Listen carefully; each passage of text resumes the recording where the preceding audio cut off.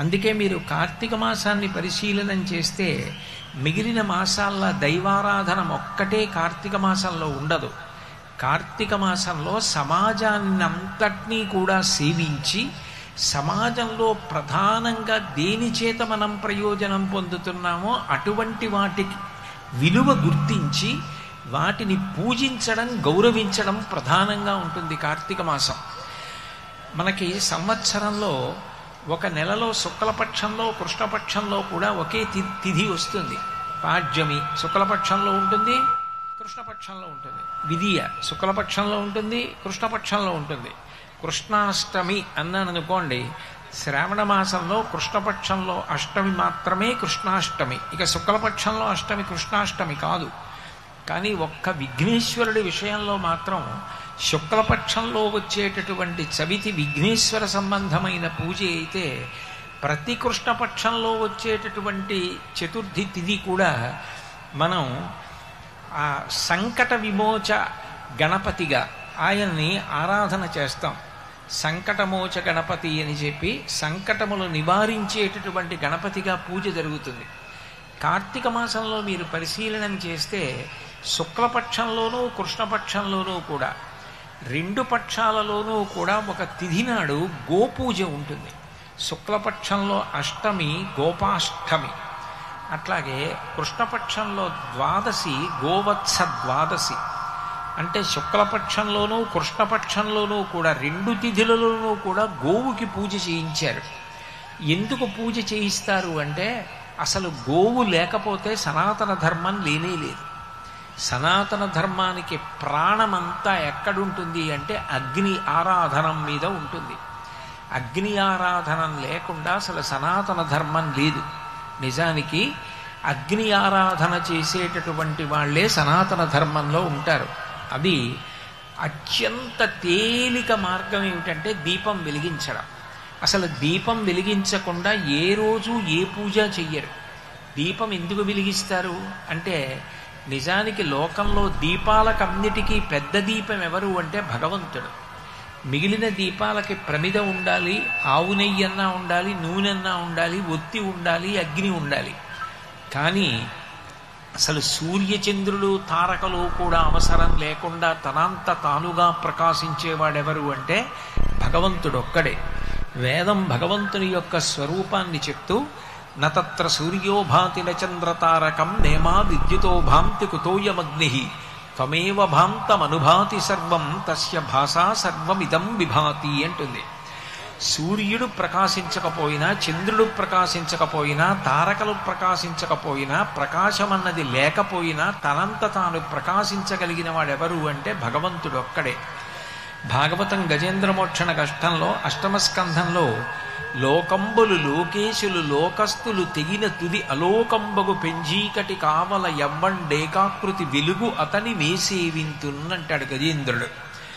ఈ లోకాలు లోకంలో ఉన్నవాళ్ళు, లోకాలని పరిపాలించేవాళ్ళు కూడా లయమైపోయినప్పుడు, మహాప్రళయం అయిపోయిన తరువాత కటిక చీకటి కావల ఎవ్వరి సహకారం లేకుండా తనంత తాను ప్రకాశించేవాడెవరో ఆయనే భగవంతుడు. అసలు నిజానికి భా అంటే కాంతి, అందుకే భాస్కరుడు అంటారు. అటువంటి కాంతి దీపం. దీపము పెట్టకుండా అసలు పూజ చెయ్యరు. దీపం పెట్టకుండా పూజ చెయ్యకపోవడానికి కారణం ఏమిటంటే మనకి భగవంతుడు 5 ఇంద్రియములు ఇచ్చాడు.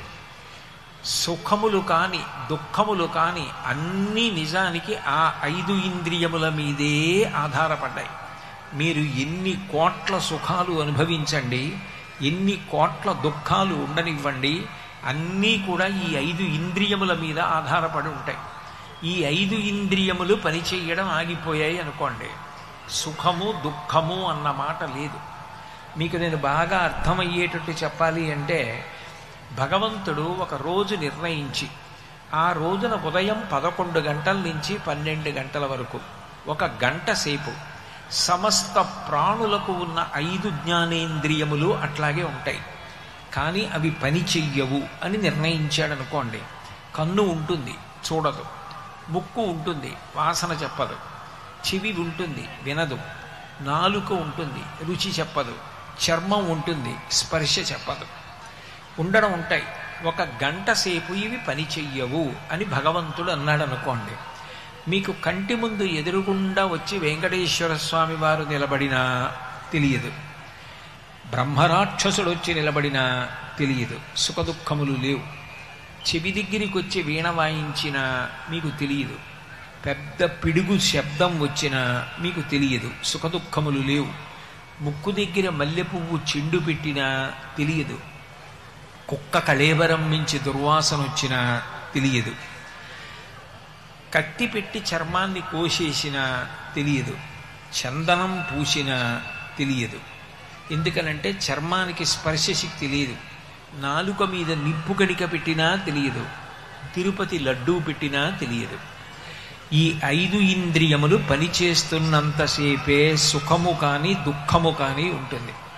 ఈ 5 ఇంద్రియములు పని చెయ్యకపోతే సుఖదుఖములన్న మాట లేనే లేవు. ఈ 5 ఇంద్రియములు పనిచేసేటట్టు చేసేది ఒక పెద్ద దీపం ఒకటి లోపల వెలుగుతూ ఉంటుంది. ఆ దీపం యొక్క కాంతి పడి ఇవన్నీ పనిచేస్తుంటాయి. శంకరాచార్యులు వారు దక్షిణామూర్తి స్తోత్రం చేస్తూ అందులో అంటారు, నానాఛిద్రఘటోదర స్థిత మహాదీప ప్రభాభాస్వరం జ్ఞానం యస్య తు చక్షురాదికరణద్వారా బహిస్పందతే జానామీతి తమేవ భాంతమనుభాత్యేతత్ సమస్తం జగత్ తస్మై శ్రీగురుమూర్తయే నమ ఇదం శ్రీదక్షిణామూర్తయే అంటారు. ఒక కుండకి 5 కన్నాలు పెట్టి ఓ దీపం పెట్టి ఆ కుండని బోర్లించాననుకోండి, 5 కన్నాల్లోంచి వెలుతురు బయటికి వస్తుంది. లోపల ఒక జ్యోతి వెలుగుతోంది, అది పెద్ద దీపం. ఆ దీపం ఎంతకాలం వెలుగుతుందో అంతకాలమే బాగున్నారా బాగున్నారా బాగున్నారా అని అడుగుతారు. ఆ దీపం కొండెక్కిపోయిందనుకోండి, ఇక ఎంత గొప్పవాడైనా తీసుకెళ్ళి బయట పడుకోబెట్టేస్తారు, అగ్ని సంస్కారం చేసేస్తారు. ఈ లోపల వెలుగుతున్న దీపం గురించి వేదం అంటుంది, నీవార సూకవత్తన్వీ పీతాభాస్వత్యనూపమా అని. వడ్డుగింజ పట్టుకుని ఇలా గీరితే దాని ములుకు ఎలా గీరుకుంటుందో అంత కాంతి ఒకటి ఇక్కడ హృదయస్థానమునందు వెలుగుతూ ఉంటుంది. ఆ వెలుగు, ఆ దీప కాంతి పైకి కిందకి పక్కలకి కొడుతూ ఉంటుంది. అట్లా కొడుతోంది కాబట్టి ఈ శరీరం అంతా పనిచేస్తూ ఉంటుంది. ఆ దీపం కొండెక్కిపోయిందనుకోండి, నిధనమైపోయిందనుకోండి, శివము కాదు అది, ఇంకా అది శవము అంటారు. ఆ దీపం మీద సమస్తము ఆధారపడింది. నిజానికి ఆ దీపమే ఆత్మదీపం. అది వెలుగుతున్నంతసేపే ఈ శరీరానికి మర్యాద. ఈ కన్నులు అన్ని ఇంద్రియాల్లోకి అత్యంత ప్రధానమైనటువంటి ఇంద్రియం. సర్వేంద్రియాణం నయనం ప్రధానం. కళ్ళున్నాయనుకోండి, ధైర్యం ఉంటుంది. నేను చూడగలను, ఎవరు తలుపు తీశారో నాకు తెలుసు, ఎవరు లోపలికి వచ్చారో నాకు తెలుసు. నేను లోపలికి వెళ్ళి తలుపేసుకు పడుకున్న తర్వాత చప్పుడైనా ఎవరక్కడ అని నేను లేచి చూసి పరిశీలించి ఎవరో కదులుతున్నారని తెలుసుకుంటాను. అదే చూపు లేదనుకోండి, తాను తలుపు వేసుకు పడుకున్నా తాను తలుపు వెయ్యకముందే లోపల ఎవరైనా ప్రవేశించారా తెలియదు. ఒక ఉద్విగ్నత, ఒక భయం ఉంటుంది లోపల. కన్ను ఒక్కటి ఉంటే ఎన్ని కోట్ల సుఖాలో అనుభవిస్తాడు. కంటిని మించిన ఇంద్రియం లేదు. అటువంటి కంటికి సంబంధించినటువంటి సేవ చాలా చాలా గొప్ప సేవ. అటువంటి కన్ను ఈశ్వర మీరు నాకు ఇచ్చారు. ఇది పగటిపూట అంతా చూసి చూసి చూసి చూసి బడలిపోయింది. ఇందులో ఎంతో మలినం పడిపోయింది. రాత్రివేళ నేను నిద్రాకాలిక సుఖం, అదేం కష్టం కాదు. నిద్ర హాయిగా ఉందంటాం, నిద్ర సుఖం. ఆ నిద్రాకాలిక సుఖంలో కంట్లో పడినటువంటి మలినాన్నంతటినీ మెత్తటి పదార్థంగా మార్చి తెల్లవారేటప్పటికి కను కొలుకులోకి తీసుకొచ్చి పుషి అన్న పేరుతో ఈశ్వరుడు సిద్ధం చేసి వేలుతో తీసుకునేటట్టు చేసి కంటి బడలిక తీస్తున్నాడు. ఆ బడలిక పోయింది కాబట్టి తెల్లవారేటప్పటికి మళ్ళీ కన్ను వాడుకుంటున్నాం. ఈశ్వర, ఇంత గొప్ప కన్ను మీరు ఏర్పాటు చేశారు, దీనికి రెప్పని పెట్టారు.